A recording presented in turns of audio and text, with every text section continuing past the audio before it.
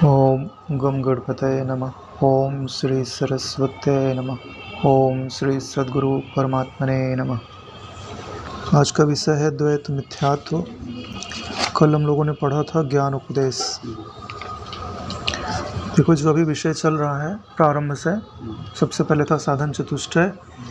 साधन चतुष्टय के बाद था आत्मा अनात्मा का विवेक, फिर ज्ञान का स्वरूप, फिर ज्ञान का उपदेश। तो ध्यान से देखिए, तो सबसे पहले हमें पात्रता अर्जित करनी है, फिर विवेक के द्वारा जो हम नहीं हैं, यानी देह, अंतःकरण, स्थूल शरीर चाहे सूक्ष्म शरीर, उनसे हम अलग हैं, तो उनसे लक्षणों के द्वारा अलगाव स्थापित कराया गया। यानी जो देह भाव है हम उसको छोड़ देवे। फिर देह भाव को छोड़ने के पश्चात यह बताया गया कि हमारा मैं कैसा है, निर्विकार है, निरामय है, सच्चिदानंद रूप है, निर्मल है। तो ऐसे लक्षण बताए गए कि आप इन लक्षणों का ध्यान करिए और इन लक्षणों को अपने मैं में देखिए, अपने मैं को पहचानिए। तो यहाँ तक बात आ चुकी है, लेकिन अभी तक जो हमने चला हुआ है तो हमने देखा है कि देह से हमने अपने आप को अलग कर लिया, लेकिन देह तो है। तो इसका मतलब होता है कि अभी दो सत्ताएं हमको अनुभव में आती हैं। एक होता है जो जानने वाला और एक होता है जो जानने में आ रहा है। तो दो सत्ताएं तो वास्तव में हो नहीं सकती, सत्ता तो एक ही हो सकती है। तो एक सत्ता की सिद्धि के लिए गुरुमुख से जो वेदांत का श्रवण होता है उससे और शास्त्रों आदि से यह निश्चय प्राप्त होता है कि जो द्वैत दिखाई देता है वह वास्तव में मिथ्या है। तो उसी द्वैत के मिथ्यात्व के लिए, और द्वैत का मिथ्यात्व आपको तभी अनुभव होगा जब पहले देहात्म बुद्धि का त्याग कर देंगे। कोई देह से जुड़ा भी रहे और द्वैत को मिथ्या बोले तो उसका मिथ्यात्व सिद्ध नहीं होगा। इसलिए इसका जो क्रम है वो महत्व का है कि जो पहले चरण दिए गए हैं उस पर भली भांति कदम रख लो, फिर आगे के जो स्टेप हैं उन पे कदम रखो। यही इसका महत्व है। क्योंकि जब हम सिद्धांत ग्रंथ जैसे योग वासिष्ठ वगैरह पढ़ते हैं तो उनमें जो स्टेप बताए जाते हैं वो बड़ी दूर दूर है, तो उनका हमारी बुद्धि जो है पकड़ पाए या ना पकड़ पाए उसके लिए बड़ी सूक्ष्मति की आवश्यकता होती है, क्योंकि उनके स्टेप पूरे के पूरे प्रकरण वाइज है। लेकिन इसमें स्टेप जो है 15-20 श्लोक के बाद आपको स्टेप पता चल जाता है। तो एक बार अगर आपको स्टेप पता चल गया तो जब योग वासिष्ठ पढ़ेंगे आप, तो किस स्टेप का वो वर्णन कर रहा है, किस सीढ़ी का आप वर्णन कर रहे हैं, उसको आप समझ जाएंगे और वहाँ उस ज्ञान को रखेंगे। कई लोग होते हैं वो पहले ही स्टेप वाले ज्ञान को अंतिम का समझ लेते हैं, या बीच की सीढ़ियाँ ही हटा देते हैं, अंतिम ज्ञान को ही चढ़ने का प्रयास करते हैं। 5 फुट का शरीर है और 100 फुट ऊंचा जो सीढ़ी है उस पर चढ़ने का प्रयास कर रहे हैं। हाँ, तो कूदते रहते हैं, फिर बोलते रहते हैं कि अहम ब्रह्मस्मि, और वृत्ति जो है वो ब्रह्म का बा भी नहीं जानती है। तो कोई आकृति नहीं बनती, वृत्ति कोई आकार धारण नहीं करती। वो जिसने जो रागाकार, जो द्वेषाकार, जो संसाराकार वृत्ति पहले से दृढ़ है, वैसी जैसी वो इतनी दृढ़ है कि उसमें तुम ब्रह्म बोलोगे और ब्रह्म का कुछ अर्थ हृदय में घटित नहीं होगा तो कुछ असर नहीं पड़ेगा उस पर। इसलिए तो ब्रह्म ज्ञान में समय लगता है। क्योंकि वास्तव में जो क्रम है उसका ज्ञान नहीं होता, प्यास भी नहीं होती, चलना भी नहीं चाहते। चलना चाहे तो आदमी कहीं ना कहीं, जैसे कहीं जाना है तो रास्ता नहीं पता है तो लोगों से पूछ पाछ के चला ही जाता है अगर जाना है तो, नहीं तो यहीं बैठ के निर्णय लेगा कि हमको रास्ता पता नहीं है, कैसे जाएंगे, ठीक है, नहीं जाता है। तो 41वां श्लोक है, इति आत्म देह भावेन प्रपंचस्यैव सत्यता यथोक्ता तर्कशास्त्रेण ततः किम पुरुषार्थता। ये जो श्लोक है एक प्रकार की शंका उत्पन्न करता है जो अभी तक हमने जाना हुआ है उस चीज़ में। इस प्रकार आत्मा और देह का भेद मानने से भी, क्योंकि हमने अलग किया था आत्मा को अलग और देह को अलग, तो उनका भेद माना तभी तो अलग किया। मानने से भी, जैसी कि तर्कशास्त्र ने भी प्रतिपादन किया है, प्रपंच की सत्यता तो रहती ही है। मतलब दो सत्ताएं हो गई, एक प्रपंच की, एक प्रपंच के ज्ञाता की। इससे क्या पुरुषार्थ सिद्ध हो, इससे तुमको प्राप्त क्या हो गया? तुम्हारा दुख तो बना ही बना रहा ना, भले तुमने उससे अपने आप को अलग कर लिया, आज नहीं तो कल वो फिर तुम्हारे गले लग जाएगा। तो यह जो प्रश्न है ये बहुत काम का प्रश्न है, क्योंकि कई भाइयों से मैं पूछता हूँ तो बोलते हैं कि भाई हमने तो देह को अपने से अलग कर लिया, वृत्तियों को अलग कर लिया और हम शांत हो जाते हैं।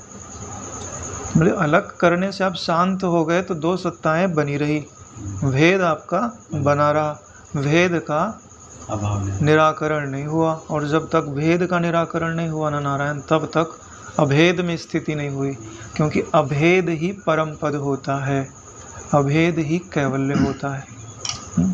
तो अब बोल रहे हैं कि तुम्हारा पुरुषार्थ क्या सिद्ध हुआ, जो तुमने इतना पुरुषार्थ किया है आत्मा अनात्मा का विवेक करके, देह से अपने आप को अलग करके, तो क्या तुमने अभेद पद प्राप्त कर लिया, परम पद प्राप्त कर लिया?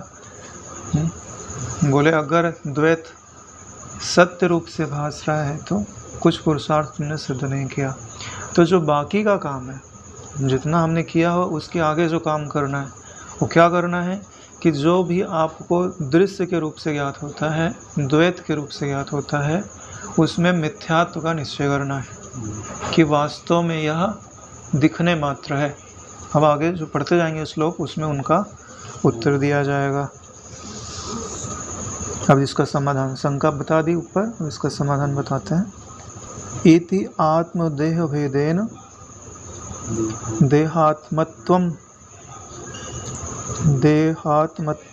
निवारितम् इदानीं देहभेदस्य ही असत्वम स्फुटमुच्यते।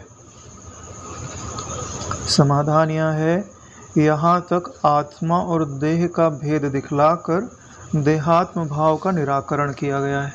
यानी भेद दिखाने का एक उद्देश्य था, क्योंकि बिना प्रयोजन के कोई कार्य नहीं किया जाता है। हम बच्चे थोड़ी ना है कि जो है मिट्टी के खिलौने बना रहे, खेल रहे, मिटा रहे, कोई उससे हमारा प्रयोजन नहीं हो रहा है, सिद्ध नहीं हो रहा है। यह तो बड़ा गंभीर विषय है, ये बालकों के बकवाद के समान व्यर्थ नहीं है। यहाँ जो भी शब्द बोले जाते हैं, जो भी विवेक किया जाता है, उसका एक उद्देश्य होता है। आत्मा अनात्मा का विवेक किया था देहात्म भाव की निवृत्ति के लिए, यानी देह मैं नहीं हूँ, यह जो भाव हमारे चित्त वृत्ति में दृढ़ है वह दूर हो जाए, क्योंकि देह के लक्षण और हमारे लक्षण बिल्कुल मिलते नहीं हैं। जब यह निवृत्त हो जाए तभी उसके आगे बढ़िएगा, नहीं तो मिथ्यात्व तो निश्चित नहीं कर पाएंगे। फिर आपका जोर हो जाएगा मिथ्या को दृढ़ करने पर, ठीक है, लेकिन संसर्ग बना रहेगा। तो जैसे कोई आदमी यहाँ से पानी उलीचे और पीछे से पानी आ जावे, तो वो जिंदगी भर पानी उलीचते रहेगा और पानी कभी ख़त्म नहीं होगा। यही होता है नारायण, देहात्म भाव को हटाए बगैर हम बोलते हैं कि दृश्य मिथ्या है, और थोड़ी देर भावना भी करते हैं कि बदल रहा है, छूट रहा है, हम देख रहे हैं बदल जाएगा, छूट जाएगा, लेकिन जुड़ाव बना हुआ है नारायण। इधर से हम साफ कर रहे हैं और पीछे से वो आते जा रहा है। तो आत्म अनात्म विवेक का उद्देश्य था देह आत्म भाव का निवारण करना, कि देह मैं नहीं हूँ, ऐसा जो ज्ञान है, ऐसा जो निश्चय है, उसका बुद्धि में सुदृढ़ हो जाना। तो जो प्रारंभ में अभ्यास करना प्रारंभ करते हैं उनको यही चीज़ आपको बताना चाहिए। पहले तो ध्यान भजन करके चित्त को शांत करने की सामर्थ्य जुटा लेवे, यानी इंद्रियां उसको ना घसीटें, वो जहाँ चाहे इंद्रियों को लगाए, जहाँ चाहे हटाए। और जिसके पास इतना बल नहीं है ना, उसको वेदांत का शास्त्र सुनाने के लिए मत जाओ। क्यों?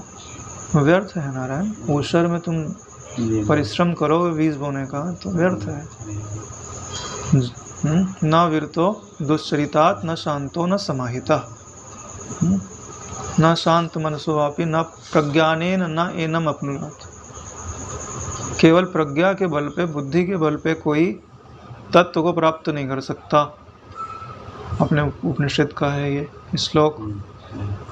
न वीरतो दुश्चरितात, यानी दुश्चरित्र को नहीं छोड़ा, न शांतो, न शांत है, न समाहित चित्त है, न शांत स्वरूप को धारण करने की सामर्थ्य है, न शांत मनसोवापि।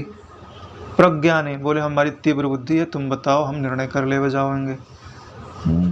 तुम बैठे कहाँ हो? अभी देहात्म बुद्धि में बैठे और निर्णय काहे का करोगे? अपनी असत्ता का। कभी नहीं हो सकता है। पहले उतरा जाता है, फिर जहाँ आप खड़े थे उसको हटाया जाता है। चद्दर पे खड़े होकर बोलोगे कि चद्दर खींच लूँ मैं खुद ही, तो क्या होगा? धड़ाम से गिरोगे, प्रयोजन थोड़ी ना सिद्ध होगा। इसके लिए देह में खड़े होकर के देहात्म भाव की निवृत्ति नहीं होती। इसके लिए पहले षट संपत्ति होनी चाहिए, षट संपत्ति के बाद आत्मा अनात्मा का विवेक होना चाहिए, और उस विवेक को इतना प्रगाढ़ करो और उस विवेक से प्राप्त जो निष्कर्ष है अपने श्वासों के अंदर हर श्वास में उस निश्चय को दोहराते जाओ, और श्वासों के बीच में जो गैप है उसमें विश्राम करते जाओ। जैसे मकान बनाना होता है ना, तो क्या करना पड़ता है? 24 घंटे लगे नहीं रहना पड़ता है। जितनी देर बल है उतनी देर मकान बनाओ, जब बल ख़त्म हो गया खाना पीना खाओ, आराम करो, बल जुटाओ और फिर मकान बनाने में लग जाओ। अंतःकरण का निर्माण करना पड़ता है।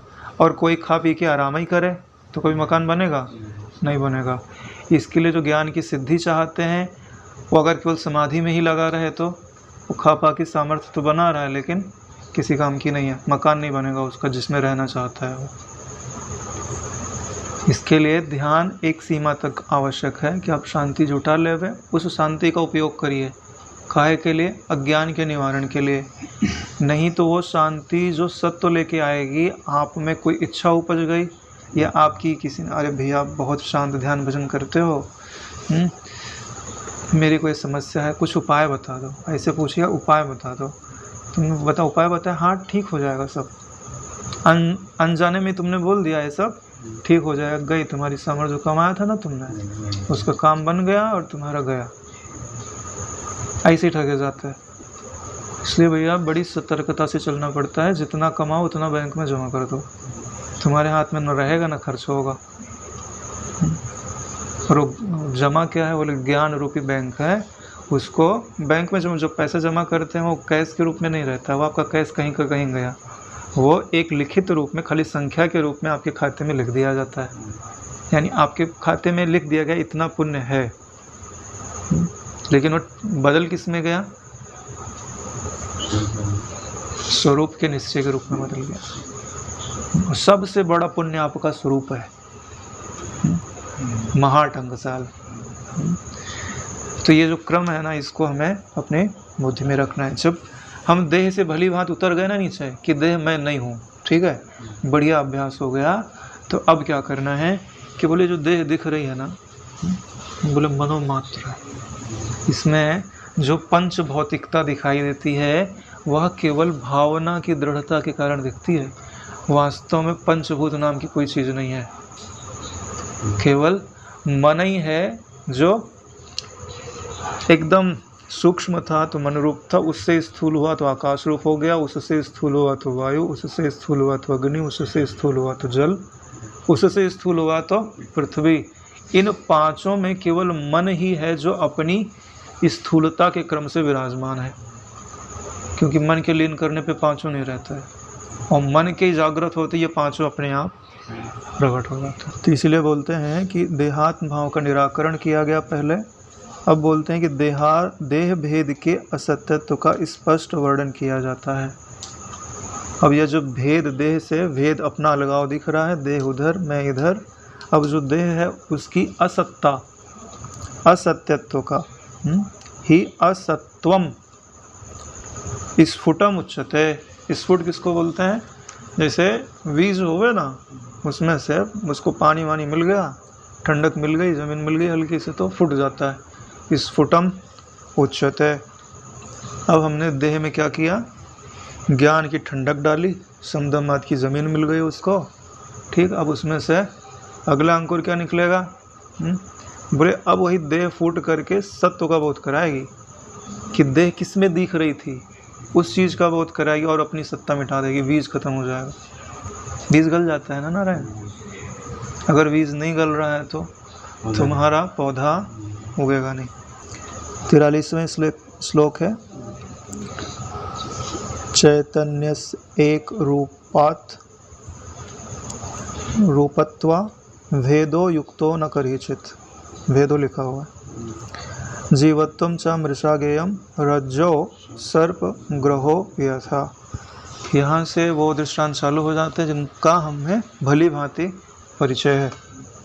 चैतन्य एक रूप है, उसके दो रूप नहीं है कि चैतन्य जैसे सिक्के के दो रूप होते हैं ना, एक हेड और टेल।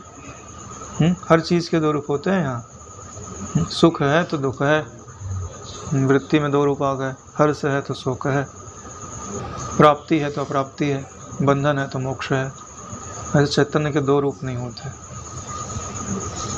हेड और टेल नहीं होता उसमें। अतः उसका भेद किसी प्रकार उचित नहीं हो सकता।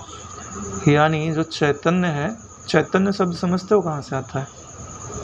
चैत्य किसको बोलते हैं? चिति का जो स्फुरण है ना, उसको चैत्य बोला जाता है, चैत्यता बोला जाता है। जो स्फुरण होता है ना, जो स्फुरण मतलब शुद्ध ज्ञान सत्ता है, वो अपने को प्रकट करना चाहती है, तो जो उसमें संकल्प का स्फुरण होता है, तो यह जो क्रिया है उसी को चैत्यता बोलते हैं। और जो उपजा उसी को चैत्य बोलते हैं। ठीक है।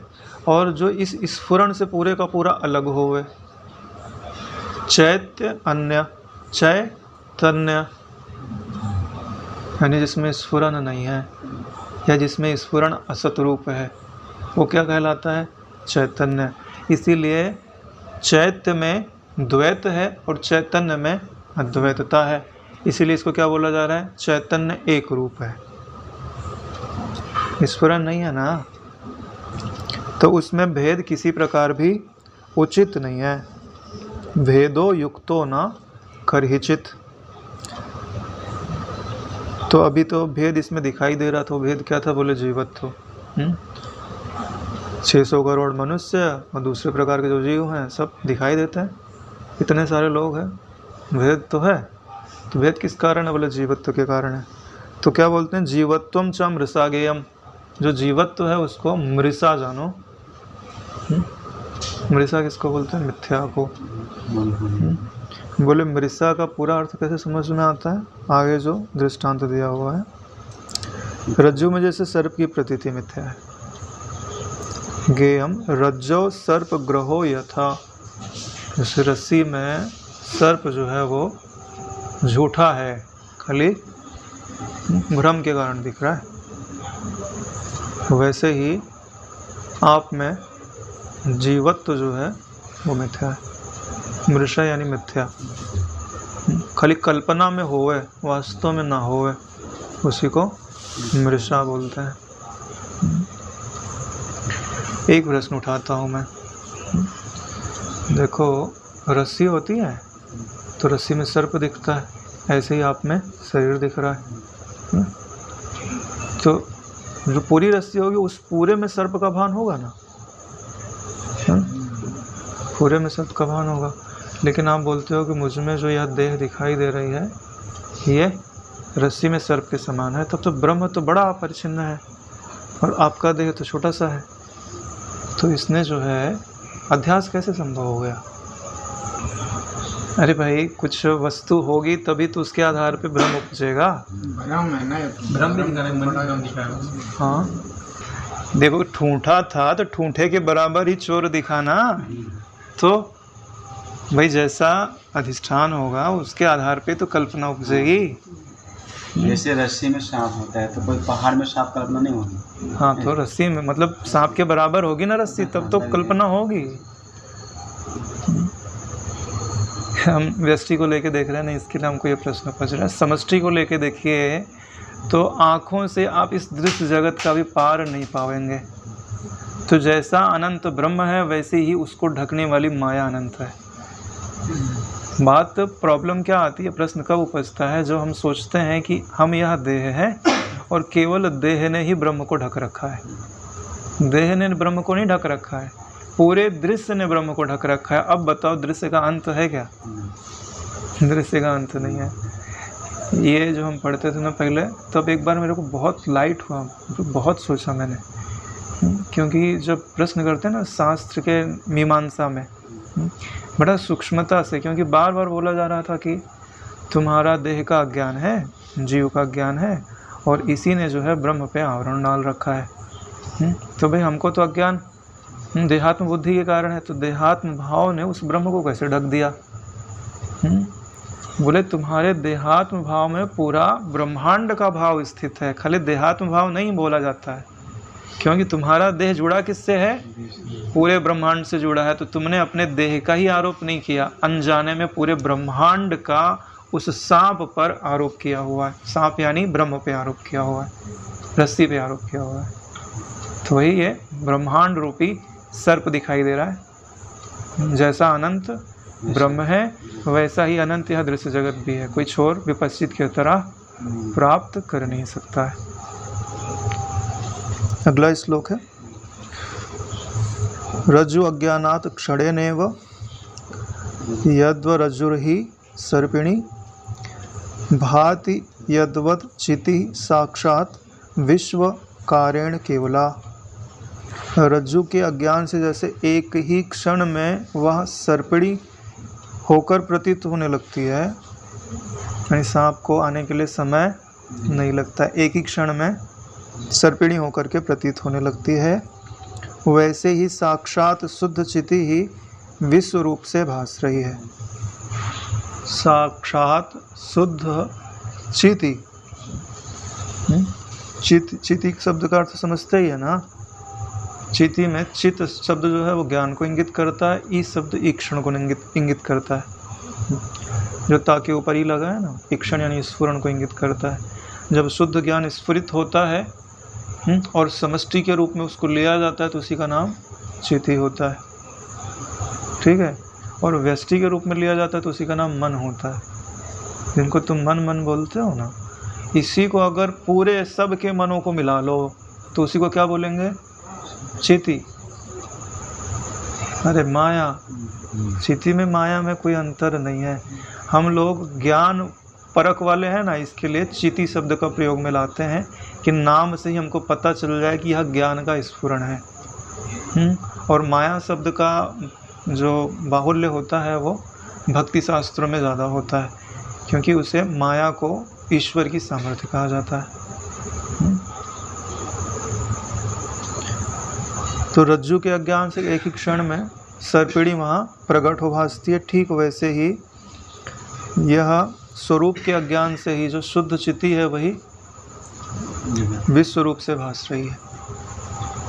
यानी है तो केवल ज्ञान ही ज्ञान, लेकिन उसमें जो नाम रूप भास रहा है संकल्प के कारण वही विश्व रूप होकर के प्रतीत होता है।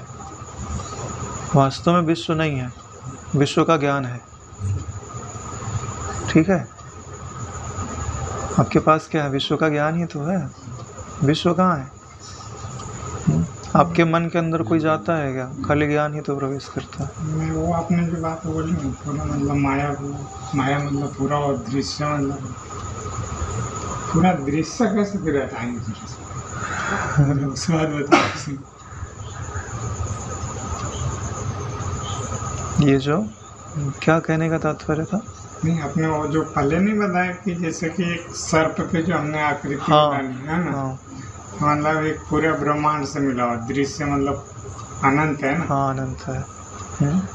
तो ये अनंत रूपी जो ब्रह्म नाम की रज्जु है उस पे अनंत दृश्य रूपी ये जो ब्रह्मांड है इनका कोई और छोड़ थोड़ी है। हाँ, अनंत कोटि ब्रह्मांड है तो भी तो अनंत ही है ना। तो कितना बढ़िया लगता है सोचने में। हाँ, मतलब पूरे हाँ, ये सारी चीज़ें अगर हम भली भांति सुन, जैसे अभी बैठ रहे हैं ना, चर्चा कर रहे हैं ना, तो बुद्धि में एक नवीनता आती है। ये सारी चीज़ें जब भली भांति आने लगेंगी ना तो आपको ब्रह्माकार वृत्ति बनाने में ज़्यादा प्रयास करने की ज़रूरत नहीं पड़ेगी। वाक्य आते जाएंगे, आप उनका अर्थ पढ़ोगे और वृत्ति अपने आप बनेगी। और थोड़ा बहुत संसार तो दुख देगा ही देगा। हाँ, प्रेरित तो करेगा ही, जाओ भाई उधर ही जाओगे, वही रास्ता मिलता है, क्योंकि यह शरीर आपको बैठने नहीं देगा शांत। इसमें आने वाली व्याधियाँ बोलेंगी कि पीड़ा है, यहाँ से हटो। मन बोलेगा कि ये संसार में बड़ी चिंता है, यहाँ से हटो। बुद्धि बोलेगी जिनसे तुमने प्रेम की आशा की थी वो दुत्कारते ही है, तुम्हारा मोह तुम्हारे दुख का कारण है, वहाँ से हटो। ये मृत्यु लोक में घटता है ये सब, कि शरीर भी ईश्वर की तरफ भेजता है, मन भी ईश्वर की तरफ भेजता है, बुद्धि भी ईश्वर की तरफ भेजती है। स्वर्गलोक में नहीं होता।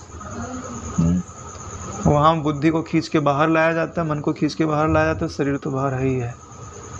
और वहीं तुमको सुख दिखाया जाता है। वहाँ ब्रह्म को दृश्य बना दिया जाता है। वहाँ ब्रह्म को दृश्य बना दिया जाता है और यहाँ दृश्य से ब्रह्म की ओर प्रेरित किया जाता है। इसीलिए बोला जाता है कि मनुष्य शरीर में ज्ञान पाना सरल है, नहीं तो बहुत वैराग्य की आवश्यकता होती है। कच्छ की तरह सारी सुविधा होवे और फिर भी लगे कि नहीं, इनमें सार नहीं है। बलि राजा की तरह उपाख्यान पढ़े होंगे ना योग वासिष्ठ में, बलि राजा अपने गुरु जी को क्या बोलते हैं, इतना समय हो गया मैं रोज़ वही भोग भोगता हूँ, रोज़ वही मन वही वृत्तियाँ बनाता है, अब मैं इनसे उब गया हूँ। बड़ी बात है भैया। अग्नि में आहुति डालने पे अग्नि बढ़ती है, शांत नहीं होती है। तो गुरुजनों का कभी की सेवा की हुई सेवा होगी, जो ब्रह्मज्ञानी की सेवा होती है ना, आज फले कल फले परसों फले, कभी ना कभी फलती ज़रूर है। और देगी क्या, ब्रह्मात्म एक के बोध ही देगी और कुछ नहीं देती है। तभी तो ठगे हुए लगते हैं लोग। हाँ, कुछ की कुछ इच्छाएं लेके आते हैं, थोड़ा बहुत मिलता है, फिर देखते हैं कुछ मिल नहीं रहा है, क्योंकि देने वाला कौन है, तुम्हारा बाप है। अनर्गल चीज़ें तुमको देने से रहा, सच्चाई है। पूछ के देखो गुरु जी से। इसलिए धैर्य करके रहना चाहिए। तो यह शुद्ध चित्ती ही जो है उस पूरे विश्व के रूप में भास रही है। योग वासिष्ठ में तो पद पद पे ये बात बोली जाती है। ध्यान से देखो ना, एक मन के सिवा कोई वस्तु है क्या? आप मुझे मन से प्रतीत हो रहे हैं और आपको मैं मन से प्रतीत हो रहा हूँ। अभी मन, आपके मन को स्थिर कर दिया जाए तो ना मैं प्रतीत होऊंगा ना आप प्रतीत होगे। ठीक है, तो किसने धारण कर रखा हुआ है? मन ने। उसी जो समष्टिगत मन है उसी को चित्ती बोलते हैं। अब चाहे ब्रह्मा जी का आकार होवे, चाहे चींटी का आकार होवे, चाहे भूत हो, प्रेत हो, यक्ष हो, राक्षस हो, गंधर्व हो, कोई का भी आकार भासेगा तो मन ही तो ग्रहण करेगा। तो धारण किसने कर रखा है? मन नहीं धारण कर रखा है ना। उसी को यहाँ चित्ती शब्द से कहते हैं। बड़ी विलक्षण बात बताऊँ आपको, ये पूरा जो विश्व है आपके ही मन ने धारण कर रखा है। और फिर उसने गलती क्या किया पता है? सारा विश्व धारण कर दिया, ठीक, कोई प्रॉब्लम नहीं, तू धारण कर। फिर क्या बोलता है? मुझे इसका भोग करना है। बोले गधे, सबसे बड़ी गलती तेरी। हाँ? और बोले भोग करना है, बोले ठीक है, सब के रूप में तू ही भोग कर। बोले ऐसे भोग नहीं करूँगा मैं, ठीक है, मुझे एक देह चाहिए। अनंत हो करके, अनंत चीज़ों को धारण कर करके योग वशिष्ठ में ही आता है कि खुद ने ही उपजाया इतना पूरा ब्रह्मांड। अब वासना उपज गई कि मुझे इसका भोग करना है, और भोग करने के लिए फिर एक शरीर को धारण कर लिया। यहीं से बंधन प्रारंभ होगा। नहीं तो सब रूपों में विद्यमान है नारायण। इसके लिए जो ज्ञानी होते हैं उनको क्या बोला जाता है? सर्व चीज़ के कर्ता वही, सब चीज़ के भोक्ता वही। भोक्तारम यज्ञ तपसाम सर्वलोका महेश्वरम। अगला श्लोक है, उपादानम प्रपंचस्य ब्रह्मणो अन्य न विद्यते तस्मात् सर्व प्रपंचोऽयं ब्रह्म एव अस्ति न चेतरत। प्रपंच का उपादान कारण ब्रह्म के अतिरिक्त और कोई नहीं है। प्रपंच का उपादान कारण यानी जो पूरा प्रपंच भास रहा है, अस्थि, प्रीति, भाति, नाम और रूप, उसी को प्रपंच बोलते हैं। या पांच भूतों का जो भी रूप भास रहा है उसको भी प्रपंच बोल सकते हैं। ठीक है, तो इसका जो उपादान कारण यानी जिस मिट्टी से यह बना है वह ब्रह्म ही है। देखो, जिस मिट्टी से बना है ना, तो किससे मिट्टी से बना? बोले सत से बना हुआ है। ब्रह्म केवल जो सत अंश होता है ना, उसी को इसका उपादान कारण बोलते हैं। वास्तव में उपादान कारण नहीं है, अधिष्ठान है, लेकिन अभी उपादान को आप अधिष्ठान रूप से ही समझिए, क्योंकि अभी हम विवेक कर रहे हैं ना नया नया। आगे जा करके जब बोध के एकदम नज़दीक पहुंच जाओगे ना, तो उपादान शब्द आपसे ले लिया जाएगा। अरे कुछ बना हुआ तब तो बोले हैं कि कुम्हार की मिट्टी थी, मिट्टी से खिलौने बन गए। वहाँ मिट्टी खर्च हो जाती है, यहाँ ब्रह्म खर्च थोड़ी ना होता है कि जो उपादान कहा जाएगा। तो इस प्रपंच का उपादान कारण ब्रह्म के अतिरिक्त कोई नहीं, यानी जितने भी तुमको खिलौने दिखाई दे रहे हैं वो मिट्टी के अतिरिक्त कुछ नहीं है। तो ऐसे संसार में जितनी भी आकृतियाँ दिखाई दे रही हैं वह ज्ञान के अतिरिक्त कुछ नहीं है। बताओ एक भी ऐसी वस्तु बताओ जो ज्ञान से पृथक अपनी सत्ता रखे। बोलने वाला खुद ज्ञान नहीं होगा, बोलने वाला खुद ज्ञान होगा तो क्या लेके आवेगा। ये तो आपको हस्त मलकत अनुभव हो रहा है, इसमें कोई डाउट ही नहीं है, नो डाउट। अगर मैं बोल दूँ सत्य रूपी मिट्टी से बना हुआ है तो एक घड़ी आपको डाउट हो सकता है, लेकिन ज्ञान रूपी मिट्टी से बना है कोई डाउट नहीं है। क्यों? क्योंकि सत्य जो होता है ना उसके ग्रहण के लिए ज्ञान की आवश्यकता होती है, और ज्ञान को अपने ग्रहण के लिए किसी चीज़ की आवश्यकता नहीं है। हालांकि बिना सत्य के तो नहीं होता, लेकिन प्रत्यक्ष रूप में सत्य दिखाई नहीं देता। इसके लिए चित्त को जो है बीच में रखा जाता है। सत्य भी चित्त के आश्रय से है और ज्ञान भी, आनंद भी चित्त के आश्रय से है। अतः संपूर्ण प्रपंच ब्रह्म ही है और कुछ नहीं है। बड़ी चीज़ ये बतानी चाहते हैं कि संपूर्ण जो प्रपंच आपको दिखाई दे रहा है वह अच्युत ब्रह्म है, सत रूप ब्रह्म है। हाँ, यानी प्रपंच के होने या न होने के कारण उसमें कुछ भी न बढ़ता है ना घटता है, वही आप हो। अभी मैं टहल रहा था तो मेरे को यहाँ कुछ स्फुरण हो रहा था ज्ञान का। मैंने सोचा है कि लोग परेशान कितने हैं, ये हो जाएगा, ये परेशानी आ जाएगी, शरीर मर जाएगा, परिवार में ये हो जाएगा, धन नहीं मिलेगा, इसी परेशानी है ना। बोले परेशानी क्यों होती है पता है? क्योंकि हमारी दृष्टि केवल थोड़ी दूर तक का ही देख पा रही है, इसी कारण परेशानी होती है। अगर पूरा परिप्रेक्ष्य दिखाई देने लग जाए तो डर नहीं होता है। जैसे अभी घर में आपके पिता ही होए और वो कुछ अजीबोगरीब कपड़ा पहन ले और उनका एक ही अंग दिखाई दे जिसमें वो भयानक रूप में दिखे। अगर पूरा देख लें तो हम पहचान लें कि है कौन। अल्प चीज़ दिखती है तो हमको भय देती है, क्योंकि हम पूरे का निर्णय नहीं कर पा रहे हैं। क्योंकि अगर ध्यान से देखो तो आपके करोड़ों जन्म हो चुके हैं, जिस परिस्थिति में आप हो इससे वर्ष परिस्थितियाँ आके चली गई हैं और आपका बाल भी टेढ़ा नहीं हुआ। कुछ आपका एक रंच मात्र बाल भी नहीं, तो अभी कुछ परेशानी होती ना तब की। यानी ये सब खाली टीवी के दृश्य भर थे, इनसे जुड़ करके हम उस समय मानते थे कि बड़ा भारी दुख है। अरे महाभारत का युद्ध हो रहा होगा तभी भी हम में से कितने लोग वहाँ युद्ध कर रहे होंगे, हो सकता है, संभव है। कितनी बार मृग बने होंगे और शेर पीछे पड़ा होगा, पकड़ लिया होगा और फाड़ के खा गया होगा, कितनी पीड़ा मिली होगी। अभी है क्या? उसके मारने से हमें घट क्या गया? तो अगर हम अल्टीमेट चीज़ को देख ले वह तो सारे शोक निवृत्त हो जाते हैं। ये माया आपको ये दुख क्यों दिखा रही है? क्योंकि वो आपको प्रेरित कर रही है कि कोई निर्दुख पद है वहाँ चले जाओ। तुम अपनी माँ की बात नहीं मान रहे हो तो थप्पड़ पड़ता है।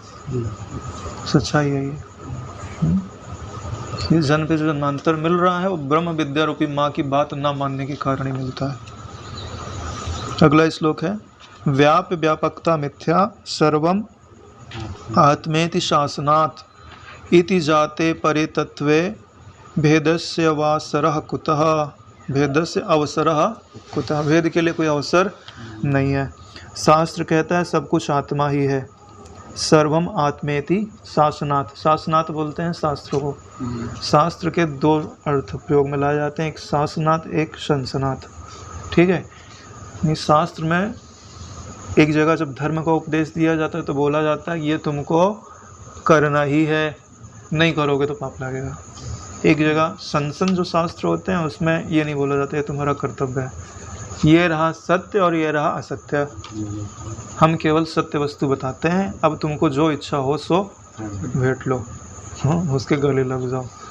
ठीक है, असत्य वस्तु को गले लगोगे तो असत्य नाम ही है, थोड़ी देर में मिट जाएगी।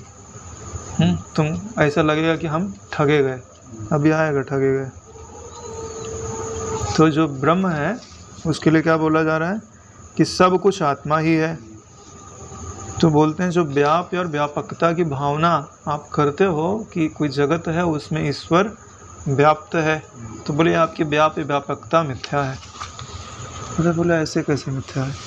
हाँ, बोले व्याप्य व्यापकता का उदाहरण कैसे दिया जाता है? बोले लोहा होता है ना, लोहा, अब लोहे के अंदर तो दिखाई दे रहा है लोहापना, उसको आग में डाल दो तो धीरे धीरे लाल हो जाएगा, यानी लोहा दिखना बंद हो जाएगा, अग्नि रूप हो जाएगा, आग दिखेगी। ठीक है, तो बोले क्या ऐसा प्रपंच है और उसमें ब्रह्म जो है ऐसा व्याप्त है क्या? यानी ये जो प्रपंच है ठोस जगत है, इसमें विष्णु भगवान आके प्रवेश कर गए जैसे बताया जाता है, तो ऐसा है क्या वास्तव में? हाँ, क्यों भाई, अंडा तो अलग होगा, विष्णु भगवान उसमें अग्नि रूप से प्रवेश कर गए तो पूरा जो जगत था वो विष्णुमय हो गया। तो बोले क्या बात सत्य है ये?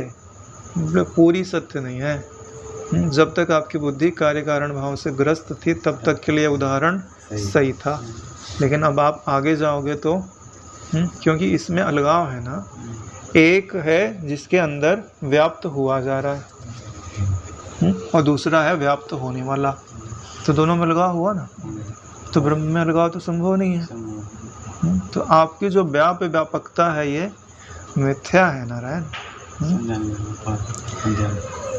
इसको कैसे समझना है कि भाई व्याप्त है और अव्याप्त कैसे है? जो जड़ है अव्याप्त है, उसमें जो व्याप्त है ब्रह्म, उसको कैसे समझना है? तो बोले आकाश रूप से समझो, अग्नि रूप से मत समझो। और वो भी आकाश कैसा है? जिसमें कुछ बना नहीं है।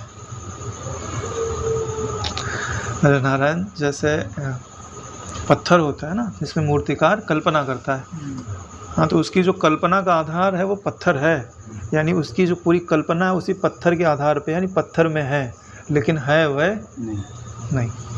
अगर तुमको व्यापकता समझनी है तो ऐसे समझो, यहाँ कुछ बना ही नहीं है तो व्याप्त कहने का मतलब नहीं होता। इसके लिए जो हमारी बुद्धि धर्म के कुछ वाक्यों को खाली थोड़ा सा पकड़ करके जड़ को भी जीवित रखना चाहती है और ईश्वर को भी जीवित रखना चाहती है, तो वह जीवित, वो भेद अपनी बुद्धि में रखिए मत। परम तत्व के जान लेने पर फिर भेद का अवसर ही कहाँ रहता है। परम तत्व यही है कि जो भी आपको जड़ के रूप में, द्वैत के रूप में अनुभव में आता है, वास्तव में वो असत रूप है। असत किसको बोलते हैं? जिसकी सत्ता ना होवे, ना अभी होवे, न बीच में होवे, न कभी होवे, यानी तीनों जगह सत्य नहीं है, लेकिन दिख कुछ भी सकता है। अगला श्लोक है, श्रुत्या निवारितम नूनम नानात्वम स्वमुखे नहीं, अपने मुख से ही वर्णन कर रही है और किसी के द्वारा कहला नहीं रही है। श्रुत्या यानी श्रुति, निवारितम नूनम, यह जो द्वैत है उसका निवारण करती है, नानात्व का निषेध करती है, स्वमुखेन, अपने मुख से ही। कथम भासो भवेदन्यः स्थिते चाद्वय कारिणे, कारण के अद्वितीय होने पर भला अन्य आभास कैसे हो सकता है? कारण के अद्वितीय होने पर चा अद्वय कारणे, कारण के अद्वितीय होने का अर्थ समझते हो? हाँ, नहीं समझ रहे? चलो हम बता देते हैं। कारण उसको बोलते हैं जिससे कुछ उपजता है, जैसे दूध है तो उससे दही बन गया, मिट्टी हो गया कारण, तो घड़े आदि हो गए उसके कार्य। ठीक, अब बोला जा रहा है कि कारण अगर अद्वितीय होवे, यानी वो कार्य में कभी बदले नहीं, क्योंकि कार्य में बदल गया तो अद्वितीय रह नहीं सकता। यानी जैसे मिट्टी होवे और कुम्हार ना होवे, चाक ना होवे, तो मिट्टी से कभी खिलौने बनेंगे?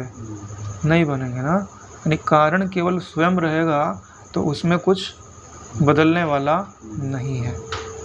तो ऐसा जो कारण है जो अद्वितीय है, उसमें क्या भेद उत्पन्न हो सकता है? नहीं हो सकता है नारायण।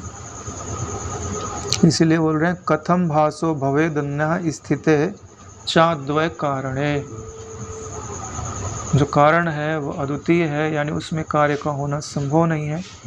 ऐसे कारण में फिर भास, यानी ये जगत रूप जो ज्ञान है, आभास है, वह उत्पन्न नहीं हो सकता है। प्रतीत हो सकता है, मगर किस रूप में प्रतीत होगा? कल्पना रूप में। कल्पना उपजती नहीं है नारायण, दिखती है। क्योंकि अगर बोलोगे कि कल्पना उपजती है तो प्रश्न उपजेगा कि किससे उपजती है, क्या मटेरियल है। अरे भाई पानी से लहर उपजती है तो आकृति पर उपजी ना, कुछ उपजा नहीं नारायण। जैसे दूध दही बन जाता है, ऐसा कुछ उसमें परिणाम को प्राप्त नहीं होता है। उपजने का अर्थ होता है कि उसमें कुछ परिणाम मिले। अगर परिणाम नहीं मिल रहा है तो आकृति का उपजना, कुछ उपजना माना नहीं जाता, क्योंकि उसमें कारण ज्यों का त्यों विद्यमान है। जैसे पानी में लहर बनी तो कुछ बना नहीं। क्यों? मैं बोलूँगा पानी मेरे को दे दो, जो बना है तुम ले जा लो। Is that possible? नहीं पॉसिबल है साहब। इसीलिए बोलते हैं कि जब कार्य को कारण से अलग ना किया जा सके तो इसका मतलब है उसमें कुछ उपजा नहीं है। ये बात समझने की है। इसीलिए बोलते हैं कि जो भी आपको उपजा हुआ दिखता है वो तुम्हारी कल्पना ही है, उसको उससे अलग नहीं किया जा सकता। अभेद ज्ञान की सिद्धि के लिए तो श्लोक है कि जो भी आपको अनुभव में आता है वो एकमात्र सतचित आनंद सत्ता ही है। अंतिम श्लोक है आज का। दोषो अपविहितः श्रुत्या मृत्योर्मृत्युं स गच्छति ये पश्यति नानात्वं माया वंचितो नरः। मृत्यु से मृत्यु को प्राप्त होता है, मृत्योः मृत्युं स गच्छति। ऐसा कहकर श्रुति ने नानात्व दर्शन में दोष बताया है। अगर आप नानात्व के दर्शन में लगे हुए हो तो क्या घटना घटेगी? मृत्यु से मृत्यु, मृत्यु से मृत्यु। जन्म नहीं बोला जा रहा है कि जन्म से जन्म, जन्म से मृत्यु, हाँ नहीं, मृत्यु से बोला जा रहा है, क्योंकि मृत्यु के समय बड़ा भारी दुख होता है। जन्म के समय का क्यों वर्णन नहीं किया जा रहा? जन्म के समय हमारी बुद्धि इतनी विकसित नहीं होती ना कि उस दर्द को अपनी स्मृति में रख न सके। लेकिन मृत्यु के समय जो दर्द मिलता है ना, वो रहता है बुद्धि में। हाँ, अब हमको बड़ा भारी कष्ट मिल रहा है, हमने इतने लोगों को सताया है और उसका कष्ट जो है वो हमको झेलना पड़ रहा है। इसलिए बोल रहे हैं मृत्यु पर मृत्यु मिलती जाती है। अगर इस नानात्व दर्शन में आपने सत्य बुद्धि कर रखी है तो ऐसा जो मनुष्य है वो माया से ठगा जाकर ही संसार में नानात्व को देखता है। यानी वो संसार में ठगा गया है। ये जो दृश्य है आपको ठग रहे हैं नारायण। आपका जो आत्म शांति का धन है लूट रहे, आत्म सुख है उसको लूट रहे हैं, अपना गुलाम बना रहे हैं। जैसे किसी व्यक्ति के पास बहुत सारा धन हो और कोई जावे भाई इसके पास धन है तो ये हमारे बस में नहीं आवेगा, अपने धन के बल पे मुक्त राज्य कर सकता है, तो क्या किया जाए? बोले इसके धन को ढक दो। जब ये अपने आप को भिखारी अनुभव करेगा ना तो हमारे 2 पैसे के लिए हमारी गुलामी करेगा। ठीक है, इसीलिए अज्ञान के द्वारा जो हमारा आत्मधन था, आत्मवैभव था, उसको ढक दिया गया। अब माया हमको टुकड़े डालती है कि आँख से थोड़ा देख लो हम तुमको सुखी कर देंगे, कान से थोड़ा सुन लो हमें सुखी कर देंगे। इस शरीर को पालो पोसो, यही तुम्हारा अस्तित्व है, इसको जीवित रखो, नहीं तो तुम मर जाओगे। हाँ, तुम मर जाओगे भाई, मृत्यु पे मृत्यु आती जाती है। तो किसी को गुलाम बनाना होता है तो सबसे पहले उसकी जो सामर्थ्य है उस पर पर्दा डाल देना पड़ता है। चलिए फिर आज यहीं विश्राम लेते हैं। ओम सहना भवतु सहनौ भुनक्तु सह वीर्यं करवावहै तेजस्विनावधीतमस्तु मा विद्विषावहै। ओम शांति शांति शांति। श्री सद्गुरुदेव भगवान की जय।